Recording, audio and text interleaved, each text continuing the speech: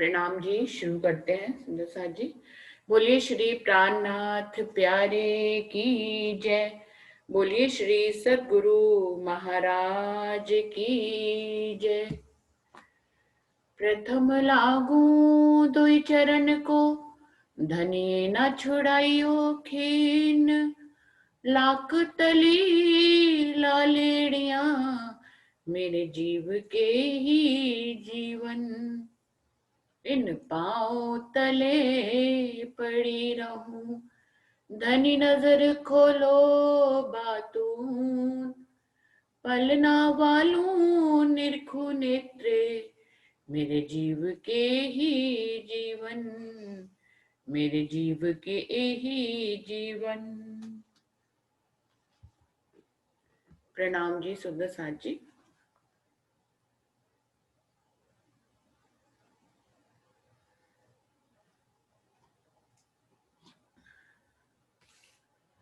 सागर ग्रंथ का 4 सागर पूरे हो गए थे कल। अभी ये 5वां सागर है, सागर 5वां इश्क का। 5वां सागर पूरन, गहरा गुझ गंभीर। प्याले इश्क दरियाब के, पीवे अरस रूहे फकीर। इंद्रावती जी कह रही है मैं 4 सागरों का वर्णन कर चुकी हूँ, अभी ये 5वां सागर है जो बहुत ही गहरा है, बहुत ही गुझ है और बहुत ही गंभीर है। सुंदर साथ जी, ये गहरा गुझ गंभीर तो है ही है। ये तो इसका अनुभव तो हम सभी को होगा कि इश्क तक पहुंचने के लिए रूहों को कितनी मंजिलें पार करनी होती हैं। दुनिया के जीवों को तो इलम तक, परमात्मा के इलम तक पहुंचने में ही कितनी बार पहाड़ों में जाना पड़ता है, बर्फ में गलना पड़ता है, आग में जलना पड़ता है, सिर्फ ज्ञान को प्राप्त करने के लिए।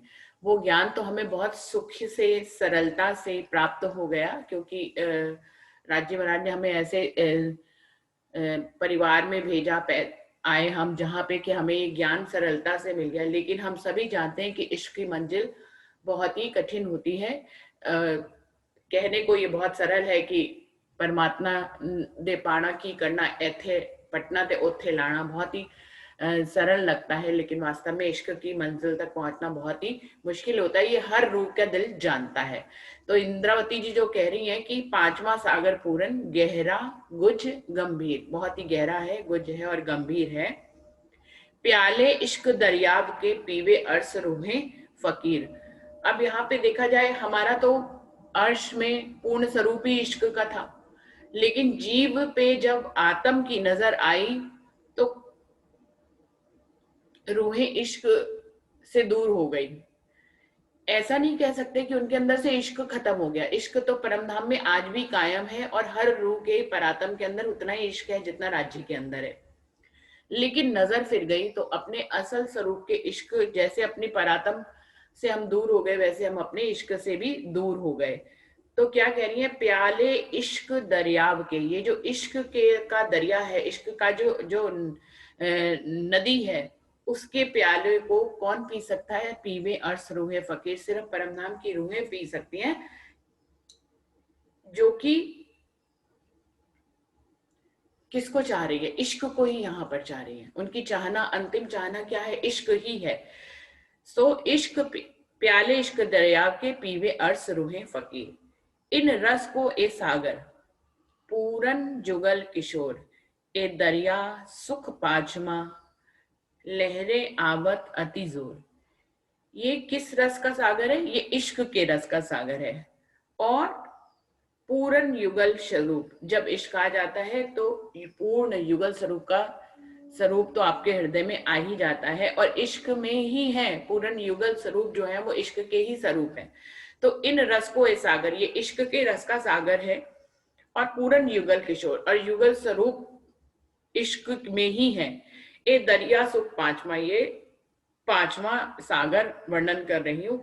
लहरी आवत अति जोर, क्यों वर्णन कर रही हूँ? इंद्रावती कह रही है क्योंकि मेरे अंदर इश्क की लहरें जोर मार रही हैं। इश्क की लहरें बड़ी उफान मार रही है। इंद्रावती तो इश्क की मंजिल तक पहुंच गई है। जो इश्क की मंजिल तक पहुंच जाता है वास्तव में तो वो कुछ वर्णन नहीं कर पाता है, जिसका एग्जाम्पल वाणी में भंवरे के लिए दिया जाता है कि भंवरा यदि दीपक पे, वो दीपक का आशिक होता है और जब वो दीपक को देख लेता है तो वो दीपक के ऊपर फना हो जाता है।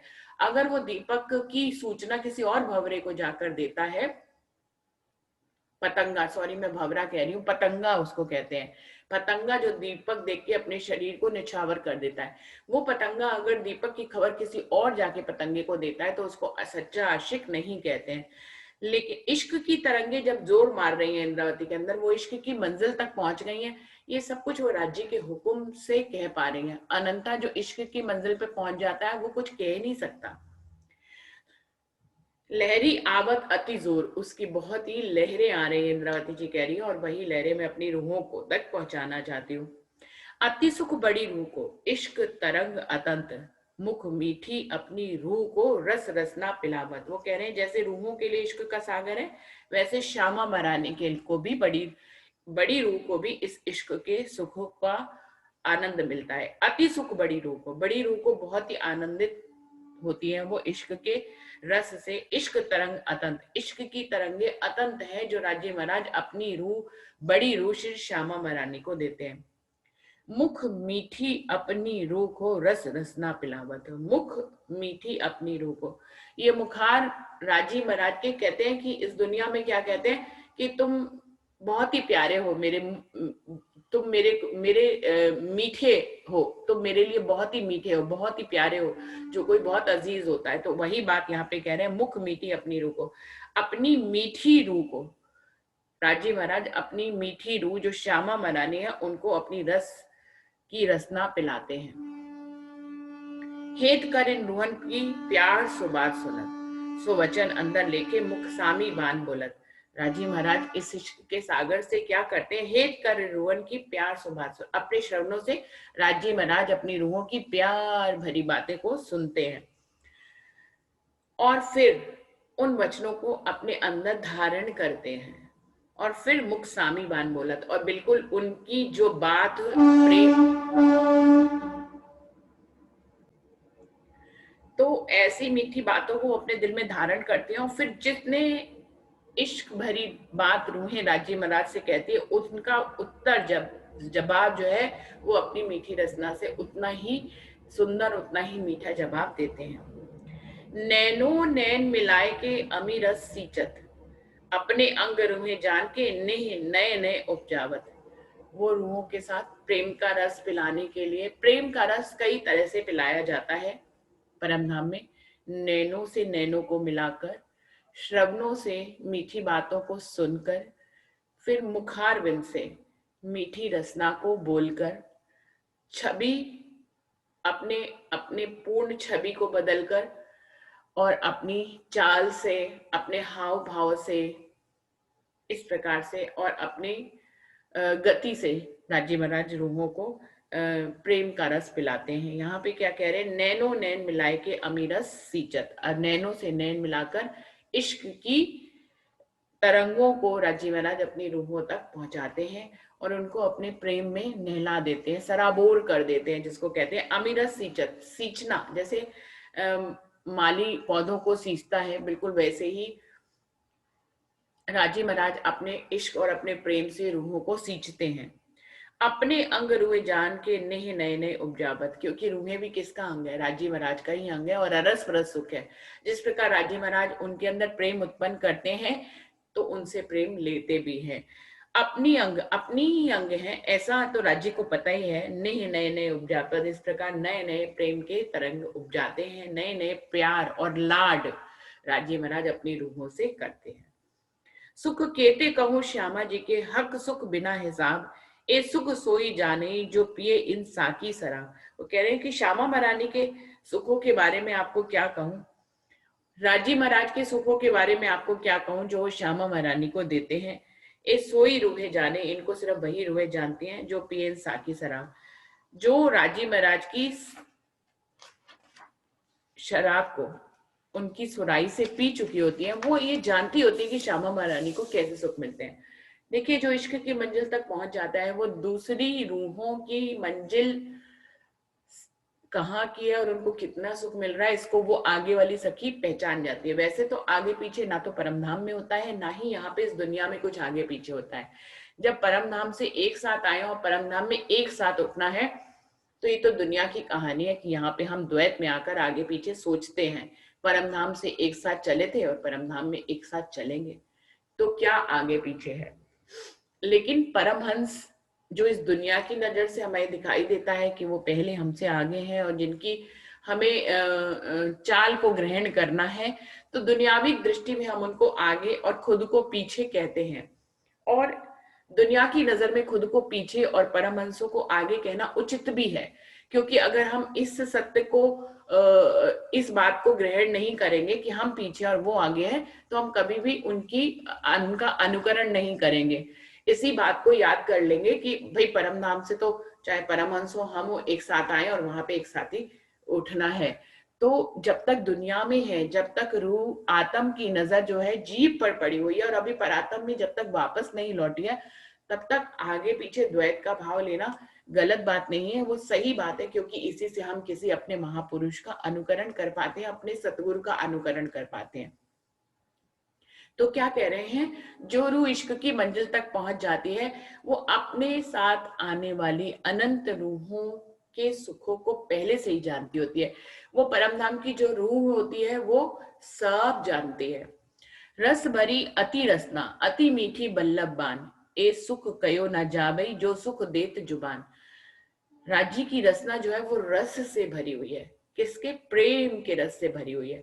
अति मीठी बल्लभ बान, मेरे प्रियतम मेरे बल्लभ की जो वाणी है वो बहुत ही मीठी है, ऐसे लगता है शहद से भरी हुई हो। जितनी मीठी बात होगी रूहों को दिल में, उतना ही मीठे रस को वो घोल पाती है। जितने प्यार से, दुनिया में भी हम किसी से कितने प्यार से बात करते हैं, लाड से बात करते हैं, तो वो हमारे दिल में कैसी हलचल करते हैं, हम भी उसके प्यार में गिरफ्त हो जाते हैं और उसको कभी भी हम कड़वे शब्द नहीं कह पाते, हम उसको भी मीठे शब्दों का जवाब हमेशा मीठे ही शब्दों में दिया जाता है। बिल्कुल ऐसी दुनिया में ये सारी बातें कहाँ से आई हैं? ये सारी बातें परमधाम से आई है। पूरा दुनिया, जो कल बात हो रही थी कि वहां का प्रतिबिंब है, तो यहाँ जितनी भी बातें प्रेम की आ रही है वो सब वहीं से आ रही है। अति मीठी बल्लभ बान, ए सुख कहो ना जावई, जो सुख देत जुबान। राजे महाराज अपने जुबान से, अपनी मीठी रस भरी रसना से जो प्रेम के बाण चलाते हैं, उसके सुख क्या होते हैं, इंद्रावती कह रही है इस जुबान से कह नहीं सकते हैं। कई सुख मीठी बान के हक देत कर प्यार, जो माशूक देत आशिक को, एक तन यार को यार। अपनी मीठी मीठी वाणी से राजी महाराज बड़े प्रेम से अपनी रूहों को कई प्रकार के इश्क के सुख देते हैं। वो सुख किस तरह के होते हैं उसका एक एग्जाम्पल दे रहे हैं। जैसे माशूक और आशिक एक दूसरे को प्रेम करते हैं, उनका प्रेम दुनिया में माता पिता के प्रेम, भाई बहन के प्रेम, पुत्र पुत्री के प्रेम से कहीं अलग होता है।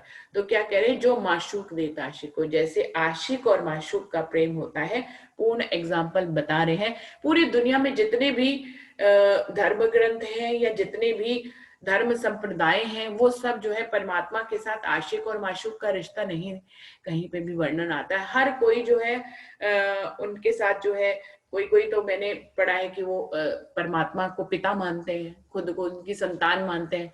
कोई कोई जो देवी रूप में मानते हैं वो कहते हैं कि परमात्मा जो है वो माँ की तरह है, वो हमारी माँ है और हम सब उसकी संतान है। हाँ, जो लोग कृष्ण की भक्ति करते हैं वो जरूर कृष्ण को सखा रूप में भजते हैं कि कृष्ण हमारे सखा हैं और हम सब उनकी सखियां हैं। तो इस प्रकार से प्रेम का एक अद्भुत सौंदर्य कृष्ण के रूप में इस धरती में आया। और हम सब जानते हैं कि कृष्ण में ये संबंध क्यों आया, क्योंकि उनके अंदर 11 साल 52 दिन तक राजी महाराज का आवेश और जोश की शक्ति विद्यमान थी। सो वही एक सखा और सखी का संबंध को, दोस्ताना संबंध को दुनिया में उन्होंने जाहिर किया। और वाणी में, हमारी वाणी में जो अर्श से ये यहाँ पर आई है राजी महाराज के आवेश से, उसमें तो बिल्कुल ही आशिक और माशूक के ही सारे संबंध बताए हैं। जो माशूक देत आशिक को, एक तन यार को यार। जैसे कि दो प्रेमी होते हैं और कैसे प्रेम करते हैं, बिल्कुल वैसा ही प्रेम राजी महाराज अपनी मीठी रसना से अपने ही अंग रूहों को और अपनी ही अंग श्यामा मनानी को सींचते हैं। नैन रसीले रस रंग भरे, प्रेम प्रीत भीगल, देत है जब हेत सुख, चुभ रहत रूह के दिल। राजी महाराज के नैन जो है वो रसीले हैं और कई तरह के प्रेम के अलग अलग रंगों से भरे हुए हैं। उनमें प्रेम है, उनमें प्रीत है, इसी से वो पूर्ण भीगे हुए हैं। देत हैं जब हेत सुख, और अपने प्रेम का सुख जब वो बड़े ही प्रेम से अपनी रूहों को देते हैं, चुभ रहत रूह के दिल, तो रूहों के दिल में चुभ जाता है, ऐसी चोट करता है कि रूहें उससे घायल हो जाती हैं। इश्क प्याला रंग रस का जब देत नैन मरोर, फूल पहुंचे तालू रूके कायम चढ़ाव होत जोर। राजी महाराज अपने इश्क के प्याले को, उसके रस को, उसके रंगों को जब नैनों से देते हैं, नैनों में भरकर नैन बाण चलाते हैं, तो वो रूह के तालू में, रूह के तालू तक, मतलब मुखार बिंद से होते हुए तालू और फिर उसके दिल तक ये प्रेम की लहरें पहुंचती हैं। कायम चढ़ाव होत जोर, ऐसा रूह के अंदर इश्क की उमंग आती है, ऐसी इश्क की तरंग आती है जो कायम चढ़ाव, जो कायम खुमारी, कायम मस्ती रूह को देती है, ना उतरने वाली मस्ती। वैसे तो इस काल माया के ब्रह्मांड में अगर ऐसा सुख किसी रूह को मिलता है तो वो पल भर को मिलता है, फिर दुनिया में ही आना पड़ता है। लेकिन कायम चढ़ाव से क्या मतलब है कि जो इश्क का प्याले को, इश्क के उन्माद को, इश्क की तरंगों को एक बार भी चाहे पल भर के लिए ही अखंड परम धाम से आए उसको मिल जाती है, तो उसके ऊपर उसकी मस्ती नहीं उतरने का मतलब यह है कि भले चाहे वो दुनिया में रहे, लेकिन वो इश्क के सुरूर में ही होती है, उसको इश्क की वास्तविकता मालूम होती है, इसलिए वो इस दुनिया में रहते हुए भी इस खेल को झूठा समझती है और इसको दृष्टा बनकर देखती है। ये हुआ कायम चढ़ाव। परम धाम में तो कायम चढ़ाव हमेशा से ही, वहां किसी रूह से इश्क जुदा ही नहीं होता है, तो वहां तो उसको अखंड चढ़ाव है ही है। मतलब इश्क के मस्ती में और सुरूर में रहना परम धाम का एक गुण है। लेकिन ये बात यहाँ की कर रहे हैं, कायम चढ़ाव हो तो जोर, बहुत जोर से अखंड मस्ती जो है इश्क की चढ़ जाती है। क्या मतलब है कि टिकती भले चाहे पल भर हो, लेकिन उसका जो सुरूर होता है, पूरी जिंदगी भी कम पड़ती है उसके सुरूर में रहने के लिए। उससे रूह को ऐसा असल स्वरूप पता लगता है कि उसको वो खेल को दृष्टा बनकर देखती है और इश्क के रंग में रंगी रहती है। कई सुख अंग स्वरूप के, कई सुख रंग रसाल, कई सुख मीठी जुबान के, ए प्याले देत रस लाल। कई सुख, राजी महाराज के अंगों के, राजी महाराज के स्वरूप के अंगों में कई प्रकार के सुख हैं, और कई सुख रंग रसाल, और उनकी मीठी बाणी में कई सुख मीठी जुबान में है, और कई सुख उनके प्रेम के रंगों में है। और इन प्यालों को राज्य महाराज अपनी रूहों को के प्याले देत रस लाल, अपनी लाल जो होता है वो इश्क का रंग होता है। कभी राज्य को लाल कहा जाता है और कभी रूहों को कहा जाता है कि वो इश्क के प्यालों को लेकर लाल हो जाती हैं। लाल हो जाने का मतलब है कि इश्क की मस्ती में आ जाती हैं, उसके सुरूर में आ जाती हैं, और अंग प्रत्यंग उनका जो है वो एक अनोखी चितवनी, जिसको शर्माने की चितवनी कहते हैं, उसमें उसको एक लाल रंग कहते हैं। क्या प्याले देत रस लाल, इस प्रकार से अपनी रूहों को राजी महाराज प्रेम के प्याले पिलाते हैं। कई सुख अमृत सींचत, जो रोप सींचत बन माली, इन विध इन विद नैनो सींचत रूह, क्यों न लेवे गुलाली। अब पहले राजी महाराज को लाल कहा गया और यहाँ पे अब रूहों को गुलाली कहा गया, दिया गया है। कई सुख अमृत सींचत, इस प्रकार के कई प्रकार के अमृत सुखों को, प्रेम के सुखों को राज्य महाराज अपनी रूहों पर सिंचित करते हैं। बिल्कुल वैसे ही जैसे एक माली पौधे की देखभाल करने के लिए उसकी जड़ में जो है पानी को सींचता है, जो उसके फूल पत्तों तक अपने आप ही पहुंच जाता है। जो रोप सींचत बन माली, जैसे वन का माली जो है वो अपने पौधों के जड़ों में सींचता है। इन विद नैनो सींचत, इस प्रकार राजे महाराज वो वन का माली किसी पात्र से सींचता है, क्योंकि उसका पात्र जो है जिसमें पानी निकलता है, लेकिन यहाँ पे राज्य का पात्र जो है वो उनके नैन होते हैं, वो अपने नैनों से अपनी रूहों को सिंचित करते हैं प्रेम के रस से। रूह क्यों न लेवे गुलाले, जिसको ये हक राजी महाराज दे, जिसको ये सुख राजी महाराज देने पे आए, ये आनंद देने पे आए, ऐसी रूह उसको लेकर गुलाबी क्यों न हो जाएगी। वो निश्चय ही ऐसे सुखों को लेकर अपने लाल से ये सुख लेकर रूहें गुलाली हो जाती हैं।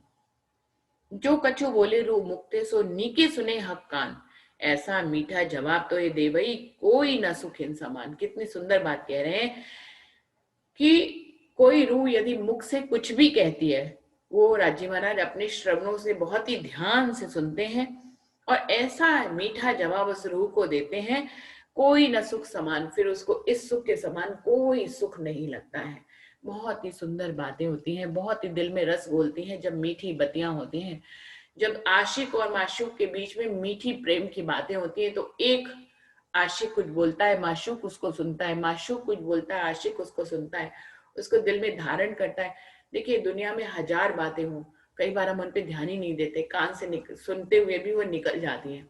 लेकिन जब हम किसी के आशिक होते हैं या किसी के माशूक होते हैं, वो कोई ऐसी बात कहे जिसका कोई मतलब भी ना हो, तो वो भी जो है आशिक जो है अपने दिल में धारण करता है और उससे इश्क का रस लेता है, उससे इश्क के आनंद को लेता है। तो क्या होता है कि प्रेम की बातों में कोई मतलब नहीं होता, प्रेम की बातें तो बिना मतलब की ही होती है, लेकिन उनके रस जो है वो मतलब वाली बातों से भी बहुत अनंत आगे के होते हैं। तो देखा जाए, सुख जो है वो सरलता में है, कोई मीनिंग में नहीं है। कोई मीनिंग से कोई मतलब नहीं होता है। दुनिया में इतनी मीनिंगफुल बातें होती हैं, लेकिन कई बार आपको सुख जो है, जिन बातों में कोई मीनिंग नहीं होता है, वही दे जाते हैं। बिल्कुल ऐसे ही प्रेम के रस को कहा गया है कि प्रेम के रस का सिर्फ एक ही मतलब होता है, प्रेम, बस, और कोई मतलब ही नहीं होता। वो अपने शब्द में ही अपने मतलब को लिए हुए होता है, प्रेम। प्रेम, प्रेम लेना, प्रेम देना, और इससे ही अनंत सुख मिल जाता है, जिसका जो कुछ बोले रूह मुक्ते सो नीके सुने हक कान, ऐसा मीठा जवाब तो दे भाई कोई ना सुख इन समान, इसके समान फिर कोई सुख नहीं होता है। अरस परस सुख दे भाई नाई इन सुख को पार, ए रस इश्क सागर को अरस रूहें पीवे बारंबार। अरस परस सुख दे भाई, ये सुख अरस परस है। अगर आप किसी को प्रेम देंगे तो प्रेम पाएंगे भी। अगर आपका पात्र इतना छोटा है कि प्रेम दे ही नहीं सकते, तो प्रेम मिल भी नहीं सकता है।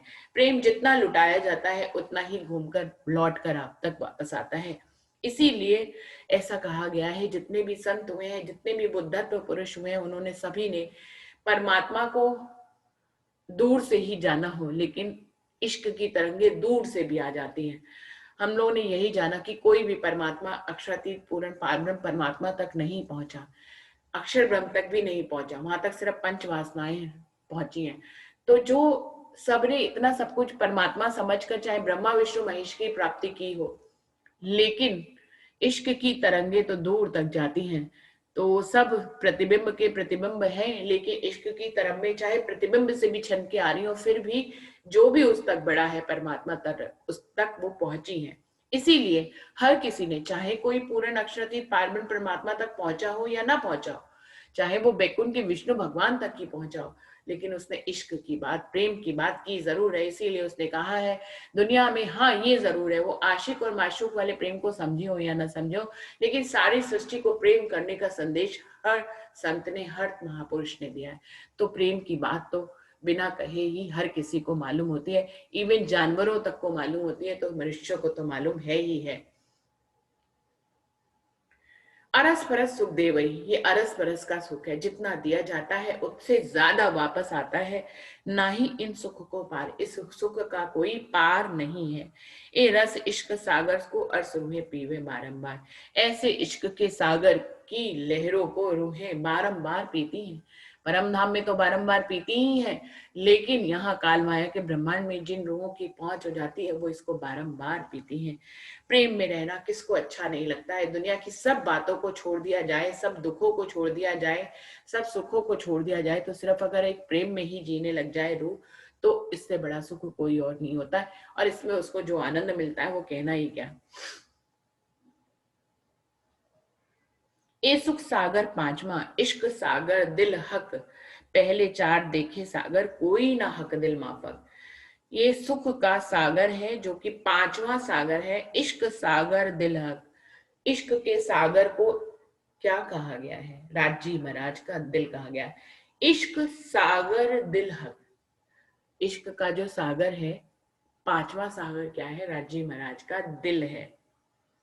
पहले 4 देखे सागर, अब तक आप 4 सागर देख आए हैं। इंद्रावती जी कह रही हैं कोई ना हक दिल माफक, लेकिन राज्य के दिल के समान तो कोई सागर है ही नहीं।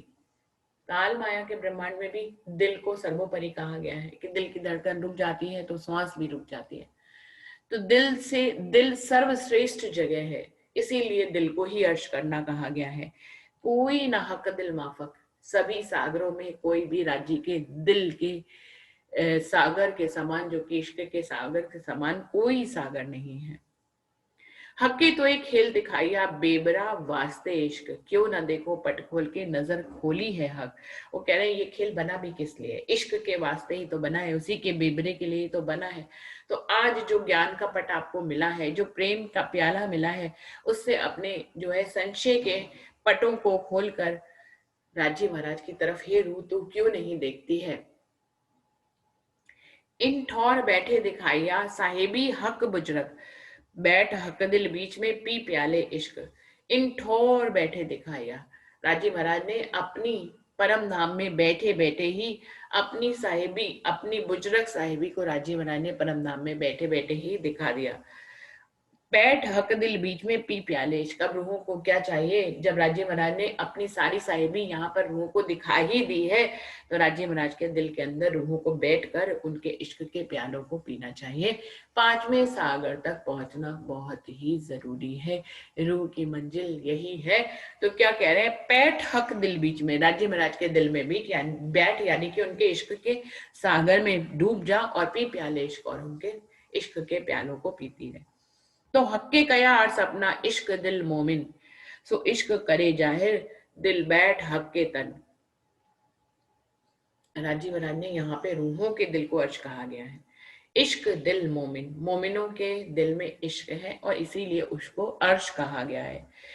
सो इश्क करे जाहिर दिल बैठ हक के तन, राजी महाराज के जो तन है वो राजी महाराज के दिल के अंदर बैठकर उनके इस इश्क को जाहिर कर रही हैं। इंद्रावती इसका एग्जाम्पल है कि उनके दिल को अर्श किया गया है और वो राजी महाराज के इश्क रूपी सागर में डूबकर उनके दिल में बैठकर, क्योंकि वो राजी महाराज का तन है, वो उनके इश्क को जाहिर कर रही है और ये हुक्म राजी महाराज ने ही उन्हें दिया है। इश्क गुज दिल हक का, सो करे जाहिर माहे खिलवत, सो खिलवत ल्याए इत आशिक करी इश्क जाहिर न्यामत। इश्क गुज दिल हक का, राजी महाराज के दिल का गुज वेद क्या है, वो इश्क ही है। राजी महाराज के दिल का सबसे गहरा राज क्या है, वो अब राज ही नहीं रहा। ये तो हम सबको पता ही है कि राजी महाराज के दिल में इश्क था, बल्कि राज था भी तो परमधाम में था। वायदत के कारण लोगों को राजी महाराज के दिल के इश्क की पहचान नहीं थी, लेकिन इस दुनिया में आकर तो इस राज को राजी महाराज ने ही खोल दिया। तो इश्क गुज, अब उसमें गुज क्या रहा, कुछ नहीं रहा। गुज तब तक है जब तक आप इश्क तक नहीं पहुंचते, तो इश्क की गुजता आपको पता नहीं होती है। जब इश्क, लेकिन इश्क इलम के रूप में उसकी गुजता खत्म हो गई है। इश्क तो पता ही चल गया कि राजी महाराज के दिल में गंजानगन इश्क ही है। इश्क की मंजिल तक पहुंचने पर उसकी गुजता भी क्लियर हो जाती है। सो इश्क गुज दिल का, राजी महाराज के दिल का गुज गहरा राज क्या है, वो है प्रेम। सो करे जाहिर माए खिलवत, जिसको उन्होंने खिलवत खाने में जाहिर किया। सो खिलवत ल्याए इत आशिक, इस प्रकार राजी महाराज उस खिलवत जहां पे उन्होंने अपने इश्क के राज को खोला, उस खिलवत को ही वो अपनी आशिक रूहों के दिल में ले आए। करी इश्क जहर नियामत, इस प्रकार राजी महाराज ने अपनी इश्क की नियामत को अपनी रूहों के दिल में जाहिर कर दिया और रूहों के दिल से फिर इस काल माया के ब्रह्मांड में वो सब कुछ जाहिर हो गया। इसीलिए आज प्रेम किसी के अंदर हो ना हो, लेकिन लोग शब्दों में प्रेम की बातें बहुत जोरों शोरों से करते हैं। कभी मौका पड़े तो प्रेम उनका दूसरों के प्रति इतना गहरा दिखाई नहीं देता, लेकिन ज्ञान इतना गहरा आ गया, जिस ज्ञान से उनके अंदर प्रेम के शब्द आ गए, उन शब्दों का इस्तेमाल सब लोग बहुत ही ज्यादा करते हैं। प्रेम की बातें हर कोई कर रहा है, हर कोई कर रहा है। जैसे कि रोज ही हमारी सेकंड मीटिंग में बात होती है कि अभी सारे भेद खत्म होकर सब लोगों को, चाहे उनके कोई भी गुरु हो, कोई भी सतगुरु हो, सब परम धाम की न सबको एकाकार हो जाना चाहिए। तो ये कहते तो हैं, ज्ञान तो है, करते तो हैं, इसको बात तो करते हैं, लेकिन क्रियान्वित करने में अभी देरी है। तो प्रेम की बातों को सब बहुत जोरों शोरों से कर रहे हैं, लेकिन प्रेम को अभी उतनी गहराई से कर नहीं रहे, क्योंकि कर लेंगे तो इश्क की मंजिल तक पहुंच जाएंगे। सो खिलवत ल्याए ए ताशिक करी इश्क जाहिर नियामत। इस प्रकार राजी महाराज ने अपने इश्क की नियामत को जाहिर कर दिया। इत दुनिया 14 तबक में एकदम उठत है जे, सो हक सहूर कर देखिए सो सब वास्ते इश्क। कितनी गहरी चौपाई है, सारे राजों को समझने के लिए चौपाई है कि इत दुनिया 14 तबक में, इस 14 तबक की दुनिया में एकदम उठत है जे, एक पल भर के लिए भी कुछ होता है, एक पत्ता भी हिलता है किसी के भी जीवन में, एकदम उठत है जे, एक पल भी कुछ भी होता है, सो हक सहूर कर देखिए। राज्य महाराज के इल्म से यदि आप शहूर करके देखेंगे, सो सब वास्ते इश्क, सो सब कुछ इश्क के लिए ही हो रहा है। इंद्रावती इस मंजिल तक पहुंच गई, इसीलिए उनके लिए इश्क हो गया 14 तबक। इंद्रावती जी ने कहा है मेरे लिए तो 14 तबक इश्क हो गए। कैसे इश्क हो गए? जो राज्य महाराज के इस गहरे राज को जान गए कि उनके दिल का गहरा राज सिर्फ इश्क है, और उनके सहूर से ये जान गए कि इस दुनिया में पल भर के लिए भी कुछ होता है, हमारे जीवन में या औरों के जीवन में या दुनिया में कहीं भी कुछ भी हो रहा है, सो सब वास्ते इश्क के, वो इश्क के लिए ही हो रहा है। तो सुंदर साथ जी जब इस गहरी अवस्था को रूह जान जाती है तो क्या रह जाता है? फिर तो कोई प्रश्न ही नहीं रह जाता, कुछ आगा नहीं रह जाता, कुछ पीछे नहीं रह जाता है। सो सब वास्ते इश्क, सब कुछ इश्क के वास्ते हो रहा है। ए इश्क सब हक का, ए इश्क सब हक का, अरस हादी रूहों सो, ए अर्स दिल जाने मोमिन जो हक की वायदत हो।